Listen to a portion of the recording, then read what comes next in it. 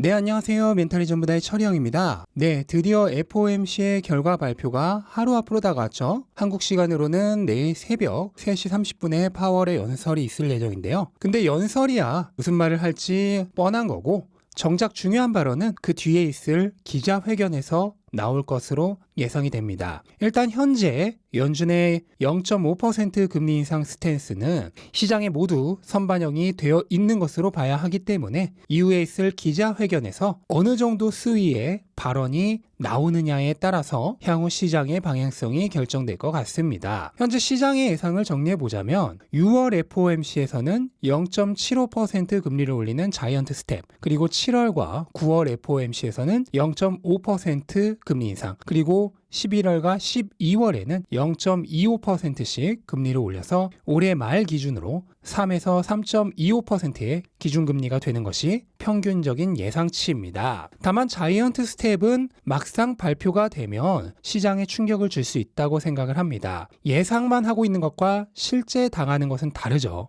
내일 0.5%의 금리 인상이야 이미 선반영이 끝났지만 6월이나 또는 7월에 자이언트 스텝은 아직 선반영이 되지 않았다고 생각을 합니다. 그렇기 때문에 실제 투자자들은 여전히 0.5% 정도의 금리 인상에서 적정 가격을 매기고 있다고 생각을 하고요. 0.75%의 금리 인상을 할 수도 있다는 발언이 있을 경우 시장이 약세로 돌아설 가능성이 크지 않을까 예상이 됩니다. 또 한 가지의 변수는 양적 긴축이죠. 양적 긴축 자체를 하는 것은 확정적인데 문제는 규모와 속도입니다. 현재 연준이 보유하고 있는 자산이라고 부르지만 실은 허공에 뿌린 돈이죠. 이게 대략 9조 달러 정도 되는데 이것을 축소한다는 얘기는 시중에 뿌린 돈을 다시 걷어들이겠다는 얘기입니다. 지난 2017년 양적 긴축 때는 2년에 걸쳐 8천억 달러를 줄였습니다. 하지만 그때는 연준의 자산이 4조 5천억 달러로 지금의 반토막이었죠. 이번에는 훨씬 공격적으로 줄일 것으로 예상이 됩니다. 현재 시장이 예상하고 있는 양적 긴축의 규모는 처음에는 월 950억 달러로 시작을 해서 점차적으로 줄여나가 3년간 총 3조 달러를 감축하는 것을 예상하고 있습니다. 이렇게 양적 긴축으로 1조 5천억 달러의 유동성을 흡수하면 금리를 1.5% 올린 효과가 있기 때문에 연준이 금리를 더 올려야 하는 부담이 줄어들고요. 단기 금리보다 장기 금리를 올리는 효과가 있어서 장단기 금리차 역전에 대한 우려도 해소할 수가 있습니다.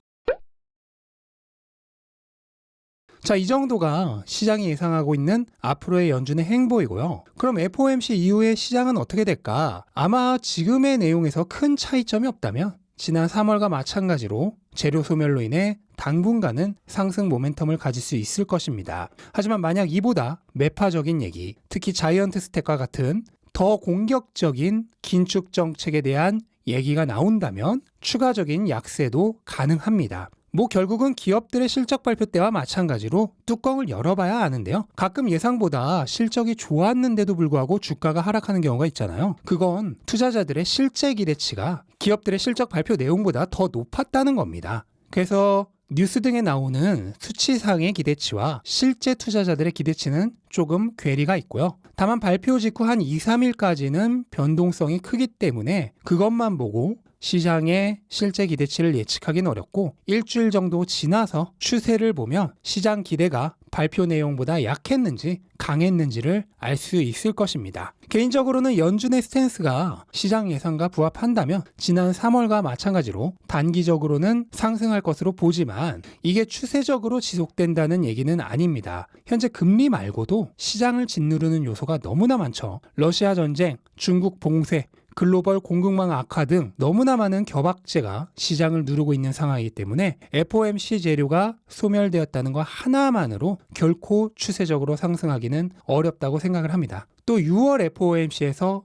금리를 몇 퍼센트 올리냐도 시장이 걱정을 하기 시작할 거고요. 어쨌든 그렇다면 당분간은 좋은 날보다는 안 좋은 날이 더 지속될 가능성이 높다는 얘기인데요. 그러면 우리는 어떻게 해야 될까요? 상황이 이러니까 경기를 예측해서 주식을 다 팔아야 할까요? 여기에 대한 답은 지난 영상들에서 이미 충분히 이야기를 해드렸기 때문에 오늘은 생략을 하도록 하겠습니다. 네, 이것으로 오늘 영상은 좀 짧게 마치고요. 내일 FOMC의 결과가 나오면 그 내용으로 또다시 찾아뵙도록 하겠습니다. 영상 도움되셨다면 구독과 좋아요 부탁드리고요. 즐거운 하루 되시기 바랍니다. 감사합니다.